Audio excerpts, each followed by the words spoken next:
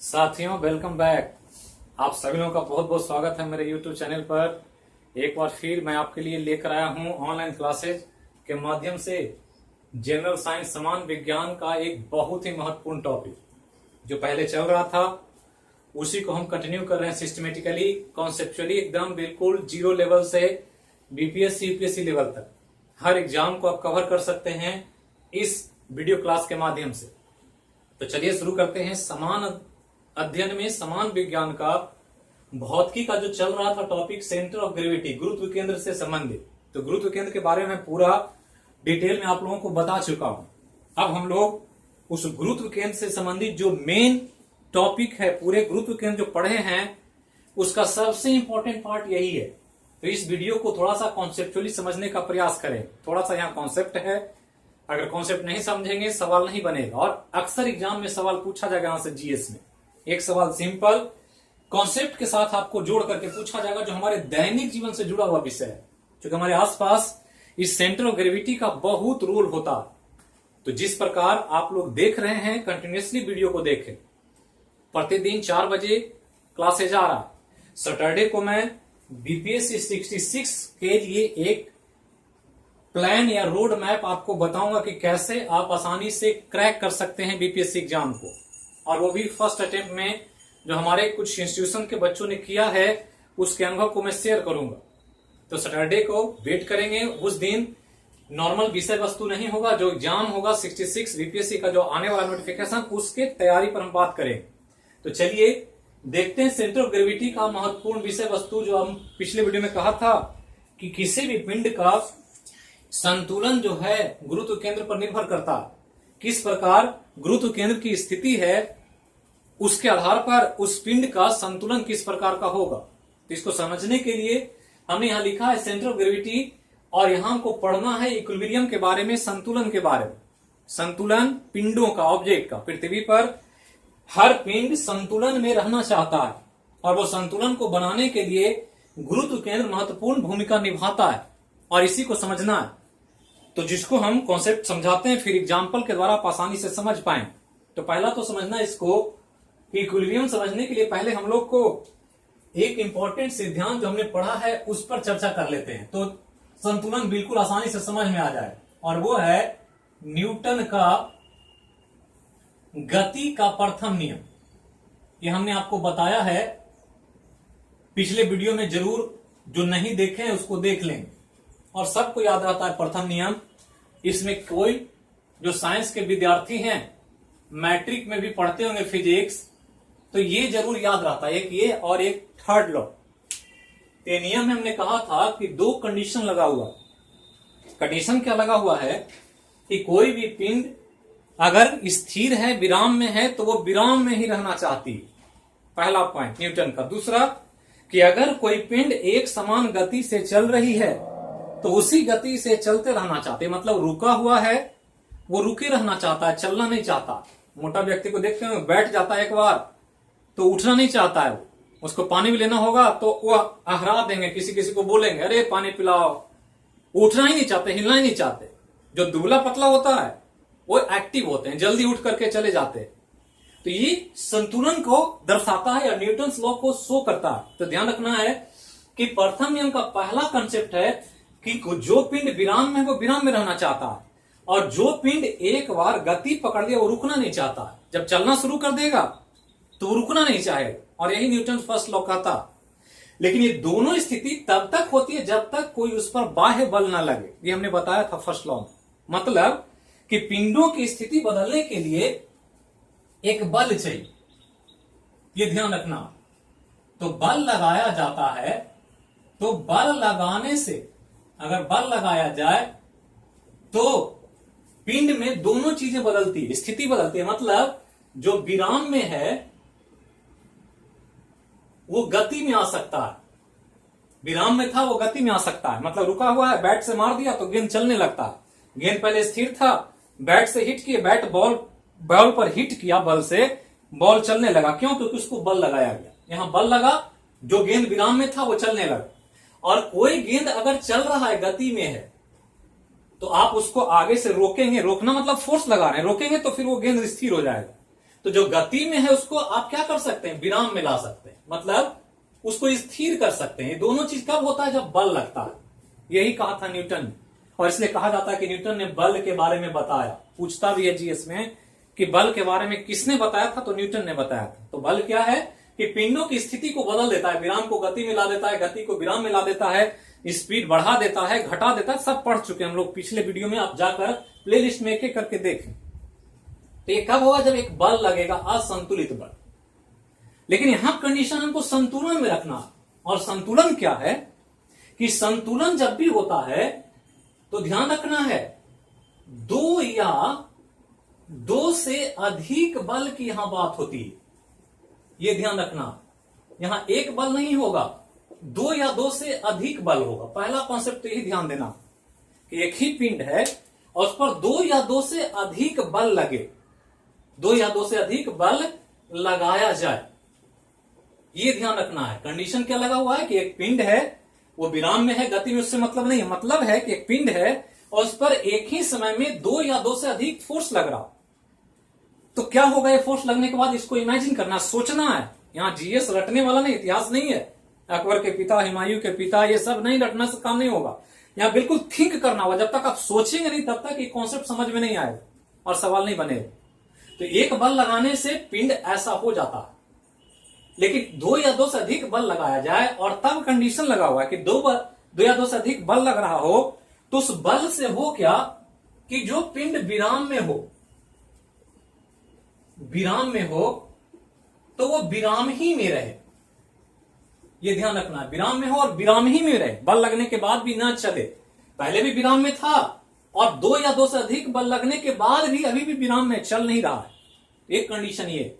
दूसरा कि यदि कोई पिंड दो या दो से अधिक बल लगे और एक समान गति से चलता रहे, एक समान गति से चल रहा है और ये इसी गति से, एक समान गति से चलता रहे, मतलब इसकी गति पर कोई फर्क ना पड़े, तो कंडीशन क्या क्या है कि दो या दो से अधिक बल चाहिए।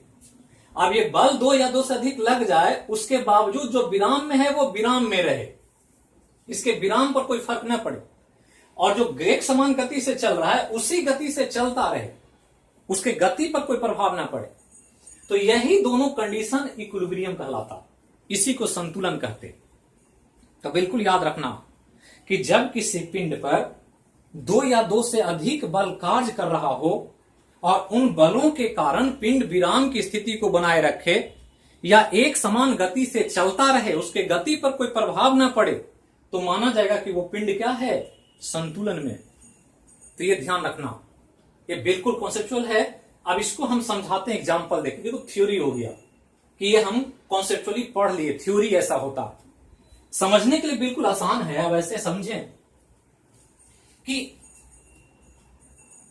एक टेबल है, एक टेबल है और इस टेबल पर एक बुक रखा हुआ।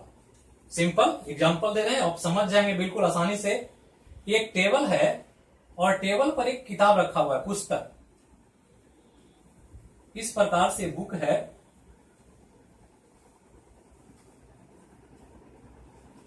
ये रखा हुआ है। कुछ ही चीज का बुक हो सकता है, बुक समझे, कोई वस्तु समझे, कुछ भी समझ सकते हैं।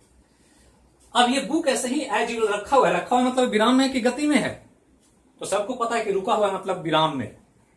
अब इसको करे क्या कि एक व्यक्ति इधर से इसको 20 न्यूटन का बल लगा दे और इधर से एक व्यक्ति 20 न्यूटन का बल इधर से लगा दे। दो फोर्स लग गया, 20 न्यूटन का इधर से, 20 न्यूटन का इधर से।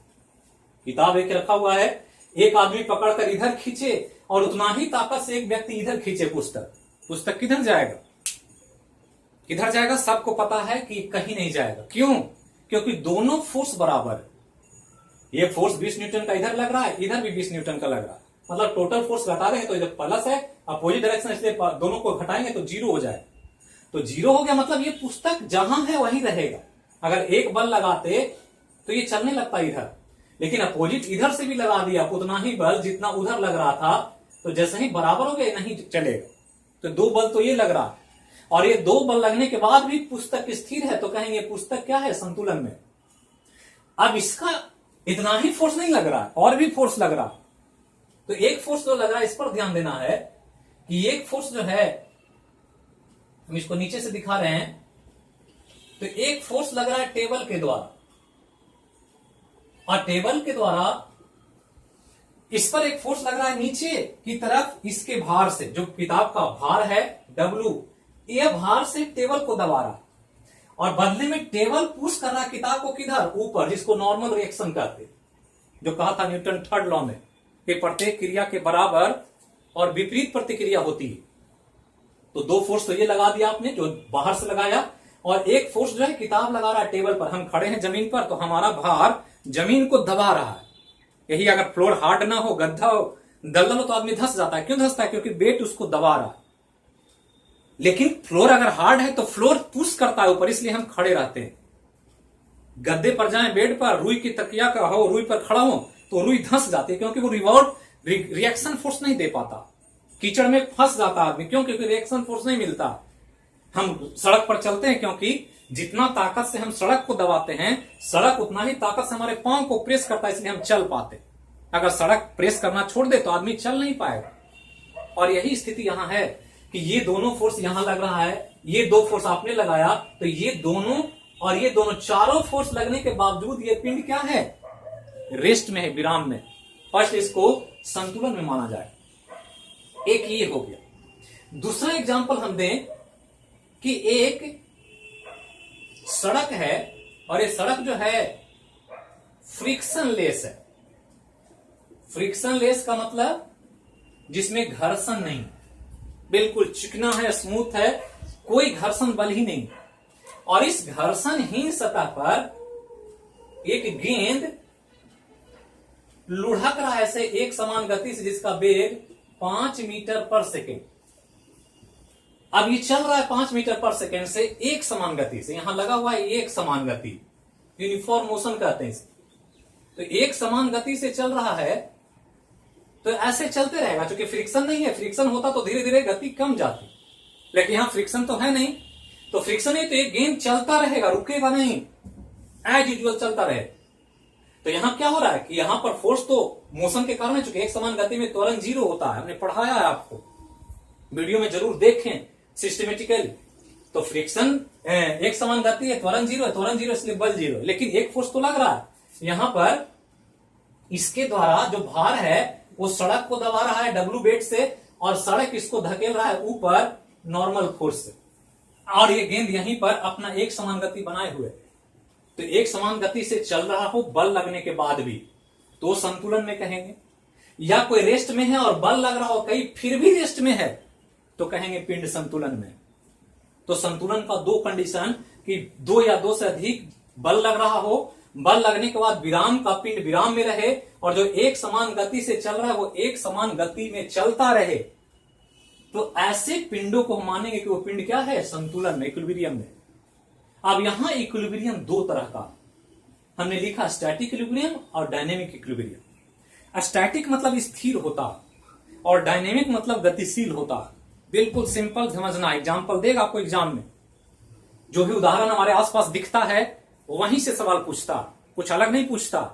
और मैं आपको दिखाऊंगा कैसे एग्जाम में पूछा जाता है, और जब आप सुनेंगे तो आपको लगेगा कि बिल्कुल ऐसे ही तो पूछता। तो ध्यान दें कि एक इक्विलिब्रियम है जिसको स्टैटिक कह रहे हैं, और एक डायनेमिक है। स्टैटिक मतलब स्थिर होता, कोई भी चीज, स्टेशन मतलब रुकने वाला जगह। ट्रेन कहां रुकती है? स्टेशन पर रुकती है। क्यों? क्योंकि स्टेशन नाम ही दिया गया रुकने के लिए। और जब गतिशील होता है तो उसको डायनेमिक कहते हैं। तो एक होता है स्टैटिक और एक डायनेमिक। तो ध्यान रखना है कि स्टैटिक इक्विलिब्रियम कब होगा? जब पिंड विराम में हो, कि फोर्स लगे, और फोर्स लगने के बाद भी वो विराम की स्थिति को बनाए हुए, तो मानेंगे कि वो स्टैटिक इक्विलिब्रियम। मतलब इस स्थिति में पिंड फोर्स लगने के बाद भी अपने विराम की स्थिति को बनाए रखता, चलता नहीं है, वरना घूमता। यह भी ध्यान रखना है कि चलने का मतलब ट्रांसलेटरी मोशन ही नहीं है, रोटेशनल मोशन भी है। घूर्णन गति को भी गति कहते हैं। तो ये ध्यान रखना है, विराम में फोर्स लगने के बाद अगर हो रहा है, जो हमने कहा कि विराम में है और विराम में ही रहे, 1, 2 या 2 से अधिक बल लगने के बाद, तो कहेंगे वो स्टैटिक इक्विलिब्रियम। तो ये ध्यान रखना, स्टैटिक इक्विलिब्रियम जब भी होगा पिंड विराम में रहेगा, चलेगा नहीं। दूसरा कि जब दो या दो से अधिक फोर्स लगे और वो एक समान गति को बनाए रखे, चाहे वो गति लीनियर मोशन में हो, सड़क पर हो, या चाहे किसी का वो चक्कर लगा रहा हो, लेकिन वो एक समान गति पर है, उसका गति में कोई बदलाव ना हो फोर्स लगने के बावजूद, तो मान लेंगे कि वो क्या है, डायनेमिक इक्विलिब्रियम। मतलब यहां पिंड जो होता है हमेशा एक समान गति से चल रहा होता, एक समान गति से चल रहा होता।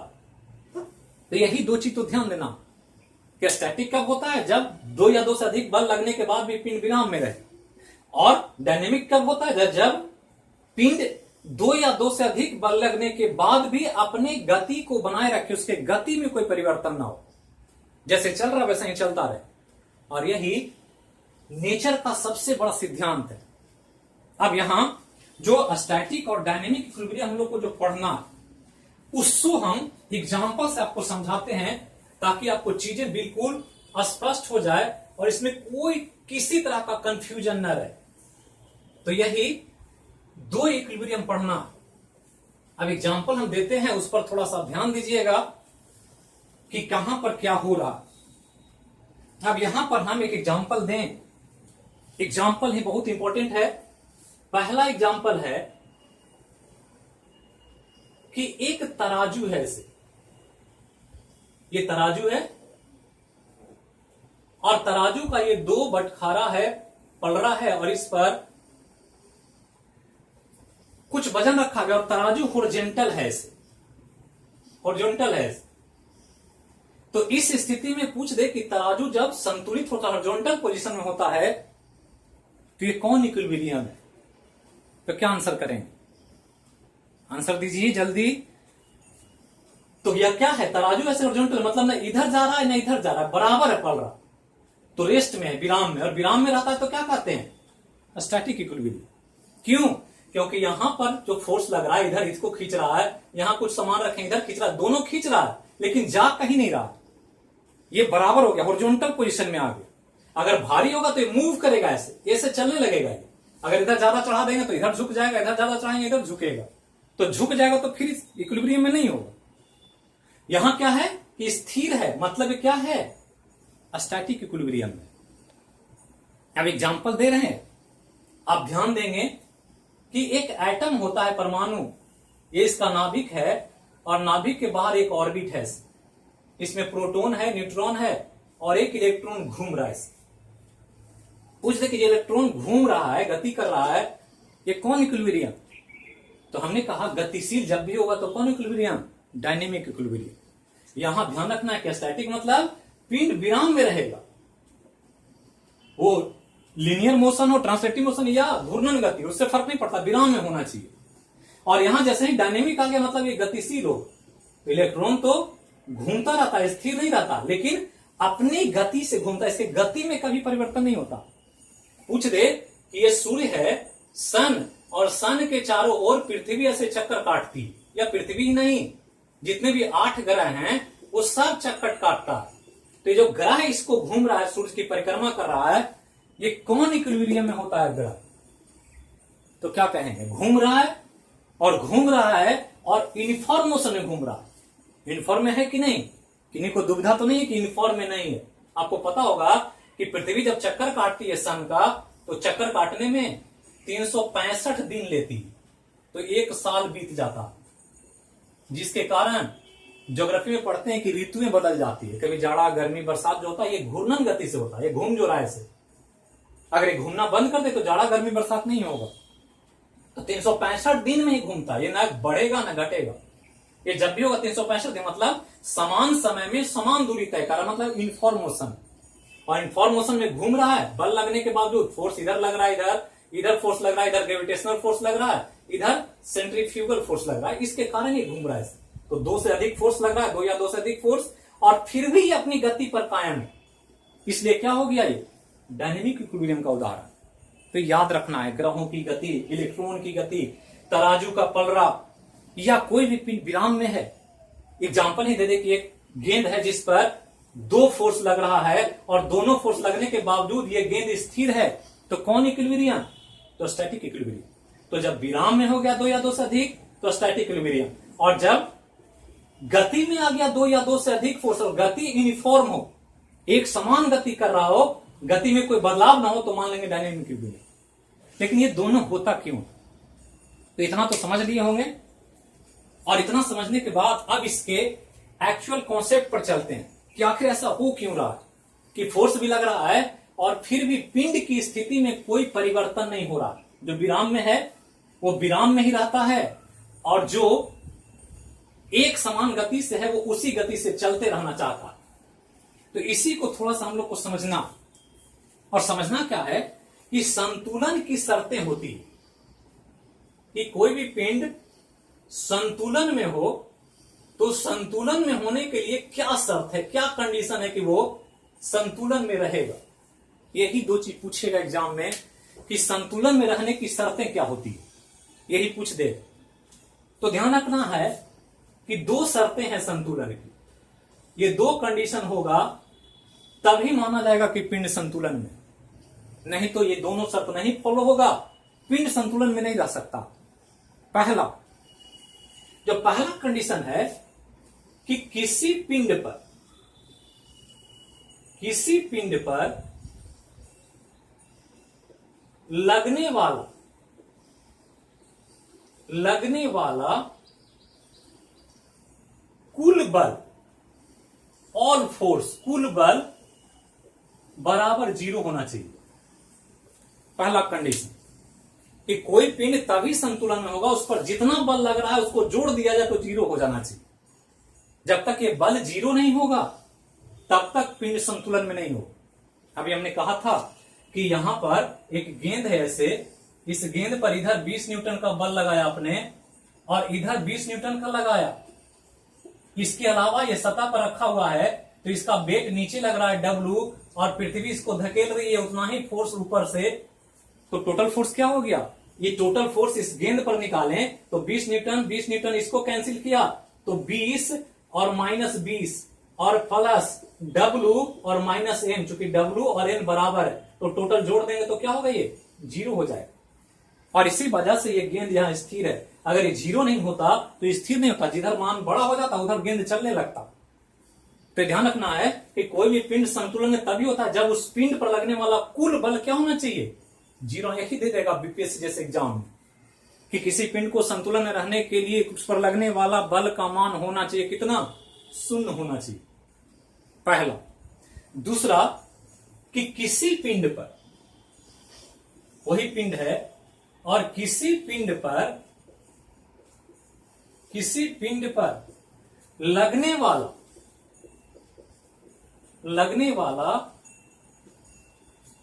कुल बल आघूर्ण जो हम पढ़ा चुके हैं आपको, बल आघूर्ण का मान 0 होना चाहिए, 0 होना चाहिए। तो दूसरा कंडीशन लगाओ। पहला क्या होना चाहिए कि बल कुल 0 होना चाहिए, और दूसरा क्या होना चाहिए, तो कुल टॉर्क 0 होना चाहिए। टॉर्क कब लगता है, जब पिंड घूर्णन गति में होता, बिल्कुल मूव कर रहा होता, जैसे पृथ्वी घूम रही है, इलेक्ट्रॉन घूम रहा है, जैसे तराजू की हमने बात किया।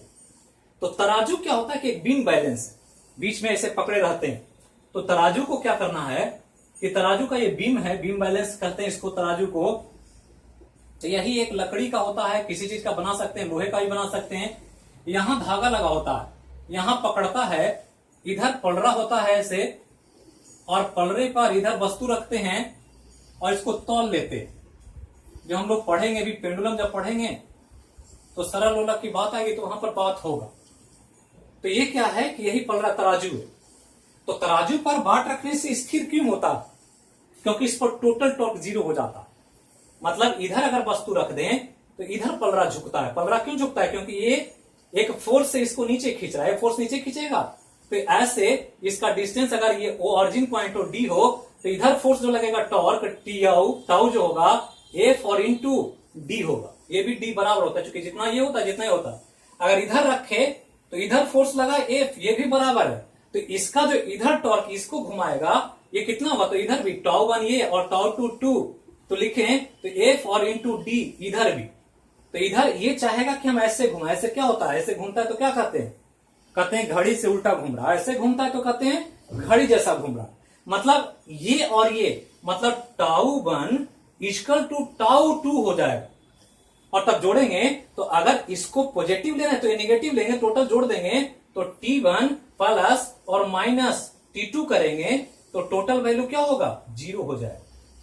और तभी ये स्थिर रहेगा। अगर ये बड़ा हो गया तो ऐसे घुमा देगा और इधर बड़ा हो गया तो ऐसे घुमा देगा।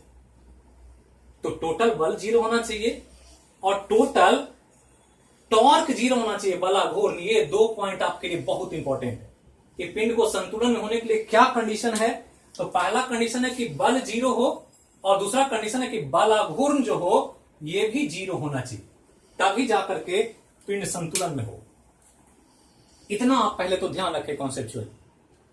अब इतना पढ़ लिए तो अब आपको हम इस गुरुत्व केंद्र से संबंधित जो संतुलन पढ़ रहे थे इसका एप्लीकेशन की बात करने जा रहे हैं। और बिल्कुल इंपॉर्टेंट है, संतुलन समझना है, क्योंकि संतुलन से ही सब कुछ होता है साइंस में। जितना भी आज डेवलपमेंट का काम हो रहा है वो गुरुत्व केंद्र के संतुलन के पॉइंट को ध्यान में रख करके। अगर आप संतुलन को नहीं समझते हैं, नहीं जान पाते हैं इसका कॉन्सेप्ट, तो आप कोई भी नया चीज काम नहीं कर सकते, नया डिस्कवरी, नया आविष्कार नहीं हो सकता। अब इसी के आधार पर, इस संतुलन के आधार पर, जो संतुलन हो रहा है किसके कारण, ग्रेविटी, सुल्टन ग्रेविटी का। अब ये जो स्टैटिक और डायनेमिक इक्विलिब्रियम है इसको जब हम बांटते हैं तो यह 3 प्रकार का होता है। मतलब संतुलन पिंडों में 3 प्रकार के होते हैं। ये बहुत इंपॉर्टेंट है, ये ध्यान रखना। मतलब संतुलन कितने प्रकार के, 3 प्रकार के। एक तो संतुलन कैसा है उसके आधार पर ये, और सेंटर ऑफ ग्रेविटी के पोजीशन के आधार पर संतुलन 3 प्रकार। पहला जो संतुलन है यहां इधर लिख रहे हैं, इसी में हम समझा भी देंगे। पहला जो है संतुलन, इसका नाम है अस्टेबल इक्विलिब्रियम। अस्टेबल इक्विलिब्रियम पहला। दूसरा जो संतुलन है इसका नाम है अनस्टेबल इक्विलिब्रियम। और तीसरा जो है इसका नाम है न्यूट्रल इक्विलिब्रियम। तीनों को ध्यान रखें। इक्विलिब्रियम ही है, संतुलन पढ़ दिया आपने, संतुलन क्या है, क्यों संतुलन होता है, संतुलन के पीछे का विज्ञान क्या। अब यहां पर जब समझेंगे तो पता चलेगा कि मंदिर जो बनता है वो मंदिर ऊपर जाते जाते पतला क्यों हो जाता है। पेड़ जो पृथ्वी उगाती है, पेड़ नीचे चौड़ा होता है, जैसे जैसे ऊपर जाता है उसका तना पतला हो जाता है। गाड़ी जो डिजाइन होती है नीचे में ज्यादा चौड़ा होता है, ऊपर जाकर के वो पतला हो जाता है। तो ये सब इसी से पता चलता है, और इसी को समझेंगे तो बिल्कुल आसानी से जो भी पूछेगा वो आप बता पाए। हमने कहा था पिछले क्लास में कि मनुष्य का बच्चा चलने में 1.5-2 साल ले लेता है, लेकिन गाय का बछड़ा जो होता है वो बहुत जल्दी चल लेता है, जन्म लेता है और within half an hour, 10 minute 15 minute में वो चलना शुरू कर देता। तो क्यों चलता है, ये सब इसी विज्ञान से पता चलता। तो 3 तरह के संतुलन पढ़ना हम लोग, और तीनों को ध्यान देंगे। अस्टेबल मतलब होता है अस्थाई, अस्थाई। इक्विलिब्रियम मतलब संतुलन, अनस्टेबल मतलब होता है अस्थाई, और न्यूट्रल मतलब होता है उदासीन। तो यही 3 संतुलन है। कभी दे देगा अस्थाई संतुलन, कभी दे देगा अस्थाई संतुलन, कभी देगा उदासीन संतुलन। अब इसको हम समझा रहे हैं आपको एक उदाहरण के द्वारा। चित्र बना रहे हैं और चित्र को समझ लेंगे, बिल्कुल आप आसानी से सारा सवाल का आंसर कर देंगे। चित्र जो बनाने जा रहे हैं उस पर ध्यान देंगे। चित्र जो है ये एक बेस है, सतह है ये, और इस सतह पर एक पानी का बोतल है। ये पानी का बोतल हम बना रहे हैं, कोई अच्छा बॉटल या चित्र नहीं बनेगा, लेकिन आपको कॉन्सेप्ट समझना।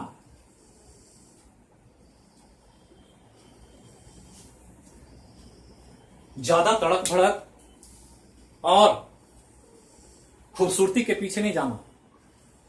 खूबसूरती बहुत कष्टकारी होती है, बहुत दुख देती है, बहुत कष्ट होता। तो यहां चित्र अच्छा नहीं है ऐसा नहीं सोचना है, कॉन्सेप्ट समझना। कहा जाता है काम प्यारा कि चांद प्यारा। अकबर बीरबल की कहानी सुने होंगे कि घड़ा जो था अकबर के दरबार में वो मिट्टी का रखा हुआ था, सुंदर नहीं था, और बीरबल का काफी फांस किया करते थे लोग उनके रूप और गुण को लेकर के। तो बीरबल बहुत दिमाग के तेज व्यक्ति थे। उन्होंने एक बार क्या किया कि उस मिट्टी के घड़े के जगह बहुत सुंदर सा सोने का घड़ा लगा दिया और पानी रख दिया। और अगले दिन अकबर को पानी जब डिमांड किया गया तो उसी से पानी दिया गया। जब पानी दिया गया तो पानी तो बिल्कुल गर्म था, सोने के घड़े में रखा गया। जैसे ही अकबर पीता है पानी तो कहते हैं कि ये कौन पानी दिया, पहले तो बहुत अच्छा पानी रहता था ठंडा, ये तो बहुत गर्म और पीने लायक ही नहीं। तो बीरबल ने कहा कि अरे आपको तो सुंदर सुंदर चीजें पसंद है, तो घड़ा बहुत सुंदर बनवाया गया और इसमें तो पानी बहुत अच्छा होना चाहिए। तो अकबर को बात समझ में आ गई कि घड़ा की सुंदरता मायने नहीं रखती है, घड़ा का काम मायने रखता। और इसलिए ध्यान रखना है कि जब भी आप कोई काम करें तो बाहरी अट्रैक्शन पर ध्यान ना दें। यहां हमने कहा चित्र बना रहे हैं, इसके कॉन्सेप्ट पर ध्यान दीजिए। अब ये बोतल है तो बोतल एक ऐसे है, इसी बोतल को हम थोड़ा सा शेप बदल देते हैं। शेप बदलते हैं मतलब शेप यही है, लेकिन हम रखने का तरीका बदलते हैं। बोतल को इस प्रकार से रख देते हैं।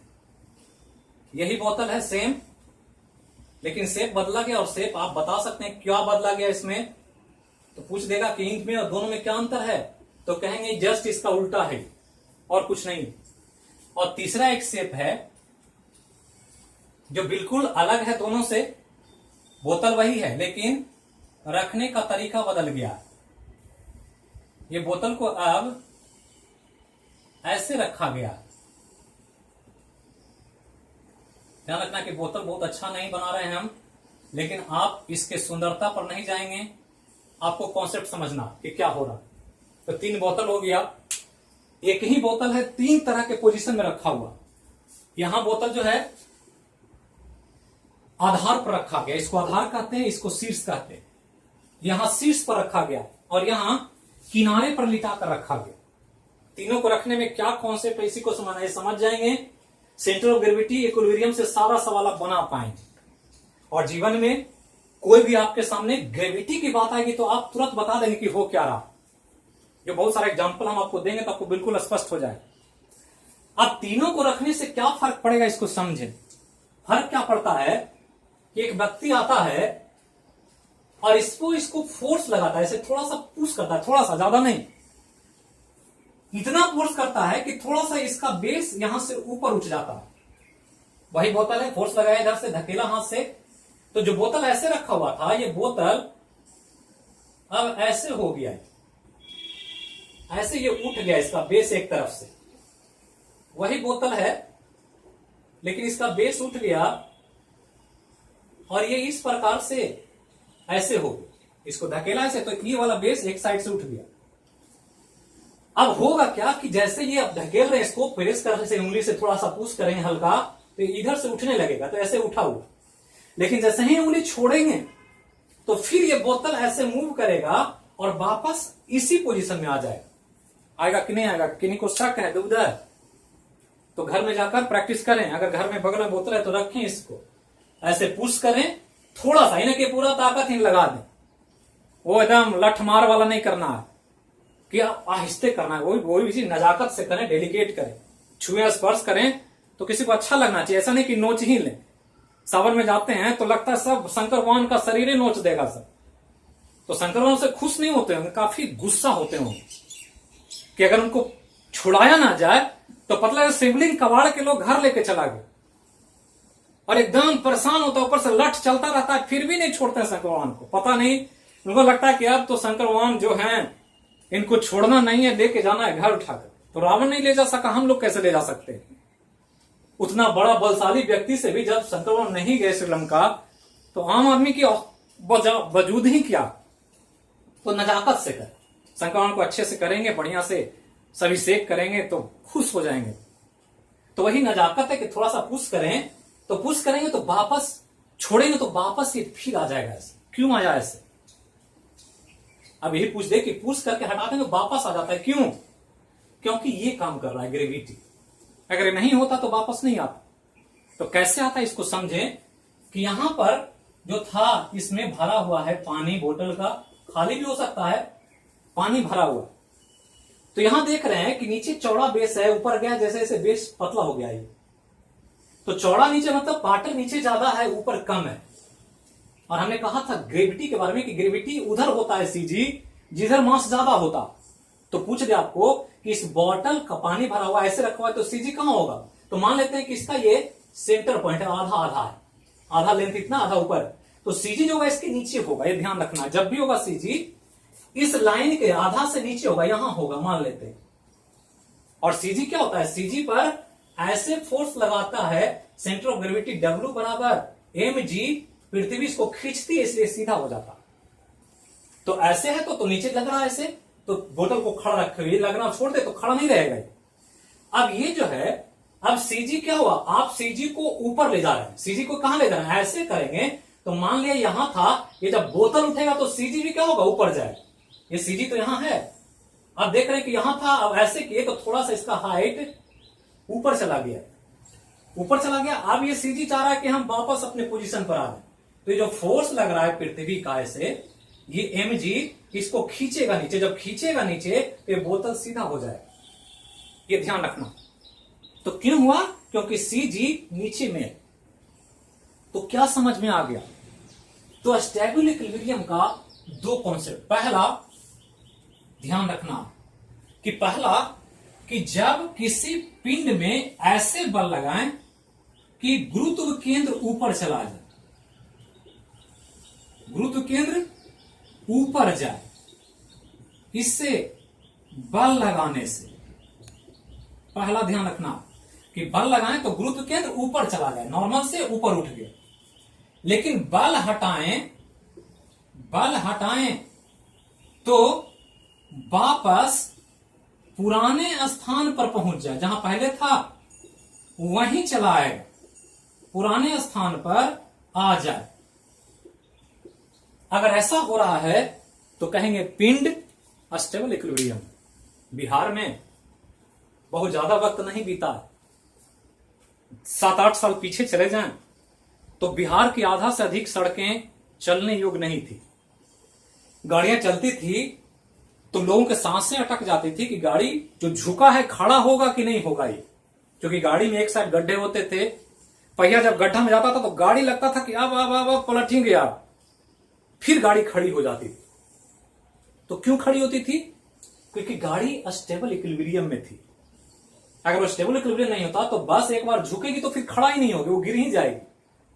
तो कंपनी जो डिजाइन करती है वो इस रूप में करती है कि गाड़ी झुके भी तो फिर आसानी से खड़ा हो जाएगा, गिरने पलटी ना मार दे। और यही होता है कि जब गाड़ी बनती है तो उसका बेस में नीचे भार ज्यादा होता है, जो नीचे का ग्राउंड होगा उसका इंजन नीचे होगा, प्लेटफॉर्म बहुत भारी बना होगा, टायर नीचे होगा, सब कुछ भारी नीचे होगा। नीचे भारी हो तो सीजी नीचे होगा।